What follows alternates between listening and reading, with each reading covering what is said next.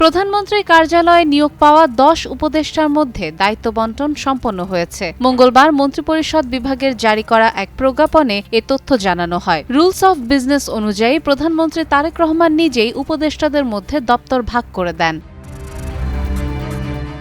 মন্ত্রী পদমর্যাদায় নিয়োগপ্রাপ্তদের মধ্যে মির্জা আব্বাস উদ্দিন আহমেদ, নজরুল ইসলাম খান এবং রুহুল কবির রিজভী আহমেদকে রাজনৈতিক উপদেষ্টা করা হয়েছে। এছাড়া মোহাম্মদ ইসমাইল জবিউল্লাহ পেয়েছেন জনপ্রশাসন মন্ত্রণালয়ের দায়িত্ব, আর রাশেদ আল মাহমুদ তিতুমিরকে দেওয়া হয়েছে অর্থ ও পরিকল্পনা মন্ত্রণালয়ের উপদেষ্টার দায়িত্ব।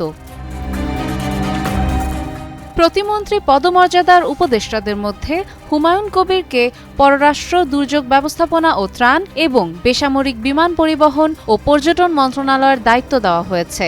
অবসরপ্রাপ্ত ব্রিগেডিয়ার জেনারেল শামসুল ইসলাম দায়িত্ব পেয়েছেন প্রতিরক্ষা মন্ত্রণালয়ে। জাহিদুর রহমানকে রাখা হয়েছে পলিসি অ্যান্ড স্ট্র্যাটেজি বিভাগে। মাহদি আমিনের অধীনে থাকছে শিক্ষা, প্রাথমিক ও গণশিক্ষা, প্রবাসী কল্যাণ ও বৈদেশিক কর্মসংস্থান এবং শ্রম ও কর্মসংস্থান মন্ত্রণালয়। আর রেহান আসিফ আসাদ দায়িত্ব পেয়েছেন ডাক, টেলিযোগাযোগ ও তথ্য প্রযুক্তি এবং বিজ্ঞান ও প্রযুক্তি মন্ত্রণালয়ের।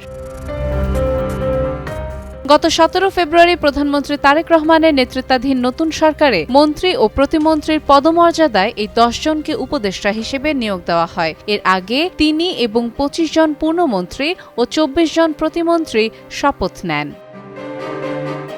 সাদিয়া ইসলাম, টাইমস টুডে।